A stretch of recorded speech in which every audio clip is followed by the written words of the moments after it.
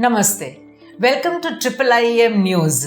आज हम बात करेंगे क्या चल रहा है एक्सपोर्ट इंपोर्ट की दुनिया में हमारे देश के अंदर, और ये हम एक ताज़ा तराज खबर से शुरू करेंगे।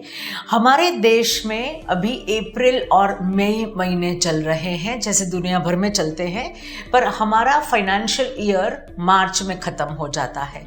तो बहुत सारे जो हमारे फाइनेंशियल एनालिसिस वगैरह होते हैं वो अप्रैल से शुरू होते हैं, अप्रैल मंथ से शुरू होके मार्च मंथ तक, अगले साल के मार्च मंथ तक एंड होते हैं। तो हमारे स्टैटिस्टिक्स जो रहते हैं, एक्सपोर्ट के स्टैटिस्टिक्स के बारे में मैं बात कर रही हूँ। तो ये साल हमारा, दैट मीन्स अप्रैल 2021 से लेके मार्च 2022 के रिपोर्ट्स अभी हमें मिल रहे हैं, और ये रिपोर्ट्स के अनुसार हमारे देश में से कौन से ऐसे प्रोडक्ट्स हैं जो मैं और आप एक्सपोर्ट करें जिसका स्कोप बहुत ज़्यादा है। तो वो है कॉटन एंड टेक्सटाइल, हैंडलूम भी इसके अंदर आ गया है, and that is increased to 55%। 55% वो बढ़ा है प्रीवियस ईयर से। उसके बाद आता है जेम्स एंड ज्वेलरी जो 50% बढ़ा है, and then we have the engineering goods. India is now competing with the world under engineering goods of 46.6%, and we have coffee, we have electrical goods, and we are currently doing very well with passenger vehicles, यानी कि taxis हैं, buses हैं, जो जहाँ पे हम सफ़र कर सकते हैं, उसमें हमें 43% का इंक्रीज़ मिला है। Now there is also another component of product which is included in our share of increase in exports, जो है petroleum goods and petroleum products. अब ये रहा हमारे, मैंने आपको सेक्टर्स बताए। ये बहुत अच्छी खबर है हमारे एक्सपोर्टर्स के लिए, कौन से प्रोडक्ट में हमें आगे बढ़ सकते हैं, कौन से प्रोडक्ट में हमें ज़्यादा स्कोप रहेगा। So this is one of the news which is from DGFT. आप dgft.gov.in में अगर लॉगिन करेंगे आपको भी ये सारे समाचार मिलते रहेंगे। एक समाचार मैं आपको ये देना चाहूँगी दैट आजकल हमारे देश में जो प्रोडक्शन है उसको हमें बढ़ोतरी देने की चल रही है। बहुत सारी चर्चाएं चल रही है कि प्रोडक्शन बढ़ाए हम, और मेक इन इंडिया और आत्मनिर्भर भारत के लिए हम काम करें। इसके चलते हुए हमें प्रोडक्शन के रेट भी थोड़े से कंट्रोल में रखने हैं। तो हमारी जो स्टील और आयन यानी लोहा और स्टील की जो हमारे रॉ मटेरियल्स हैं, उसके ऊपर गवर्नमेंट ने एक्सपोर्ट ड्यूटी लगाई है। क्यों एक्सपोर्ट ड्यूटी लगाई है? ताकि हम उसे एक्सपोर्ट ना करें और हम उस सामान को हमारे देश में प्रोडक्शन बढ़ाने के लिए रखें। So this is one thing which is going to give a thrust, give a push for anything which is made out of iron and steel. और आप जानते हैं लोहा और स्टील जो हैं वो हमें कितनी जगहों पे उपयोग में आता है। जैसे कि हमारे घर में हम यूज़ करते हैं, कंस्ट्रक्शन में भी हम यूज़ करते हैं। सो बहुत सारी मशीनरीज वगैरह सब जो बनते हैं, ये सारी मशीन्स वगैरह, इंजीनियरिंग गुड सारे आयरन और स्टील से ही बनते हैं। तो आपको पता है इसका महत्व क्या है। Now this export duty is increased on iron ore, the raw materials and steel intermediate.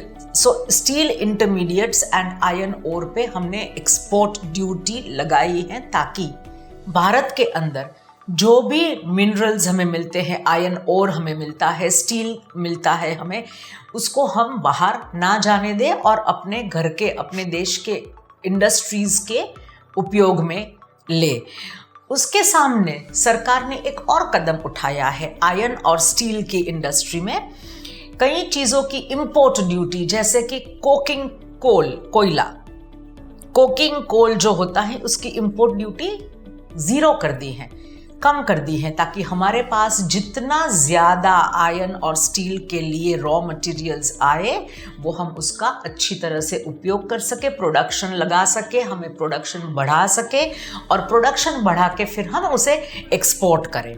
तो this is the entire idea of putting up export duty on iron and steel and reducing import duty on raw materials or the coking coals or other products for iron and steel. Next हमारा जो है एक बहुत अच्छी खबर है हमारे लिए। जब से ये वॉर चली हुई है रशिया यूक्रेन, जब से ये खलबली मची हुई है, बहुत सारा ऑयल, एडिबल ऑयल, जो खाने पीने के लिए जो हम तेल का इस्तेमाल करते हैं तलने के लिए या फिर सब्जी में जोंक लगाने के लिए या वगैरह, वो तेल जो है किसी भी तरह का हो उसके दाम बढ़ते जा रहे हैं। अच्छी खबर ये है कि इंडोनेशिया ने पाम ऑयल के ऊपर से बैन, अपने देश में एक्सपोर्ट करने का बैन था और अपने देश से वो बैन हटा दिया है। अभी हमें भारत को या कहीं और देश को पाम ऑयल अच्छी तरह से मिल सकता है। ये बैन पिछले सोमवार को ही हटा है, तो अभी हमारे पास टाइम है। अगर किसी को इंपोर्ट करना है तो ये भी है, और अभी थोड़े दिनों के बाद हमारे देश में ऑयल की प्राइसेस भी थोड़ी सी कम होने लगेगी। So this is very important news for everybody. एक बहुत ही इंपॉर्टेंट न्यूज़ है जो मैं आपको बताना चाहती हूँ, वो है कि in the month of April 2022 एक बहुत ही ऐतिहासिक अग्रीमेंट बना हुआ है भारत और ऑस्ट्रेलिया के बीच में। बहुत सालों से ये बातें चल रही थी, पर अभी जाके उसके ऊपर दोनों के प्राइम मिनिस्टर्स ने, दोनों देशों के प्राइम मिनिस्टर ने हस्ताक्षर करके ऑलरेडी एक्टिव बना दिया है। राइट फ्रॉम डे वन उसको एक्टिव बना दिया है, यानी कि there is an economic cooperation and trade agreement between India and Australia. और ये अग्रीमेंट के चलते हुए आज हमें, आपको यदि एक्सपोर्ट करना है ऑस्ट्रेलिया में, जो ड्यूटी नहीं लगे या ड्यूटी बहुत ही कम लगे, तो सबसे पहली प्रोडक्ट है एग्रीकल्चरल प्रोडक्ट्स। दूसरी प्रोडक्ट है फ्रूट्स एंड वेजिटेबल्स, जिसमें आंध्र प्रदेश इंडिया का सबसे बड़ा राज्य है जहां से फ्रूट्स एक्सपोर्ट होते हैं। We have fish products, marine products, we have textile products, बहुत सारे टेक्सटाइल्स के हर एक पार्ट के प्रोडक्ट्स आप एक्सपोर्ट कर सकते हैं। We have leather, we have footwear, we have certain selected pharmaceuticals and certain selected medical equipments also.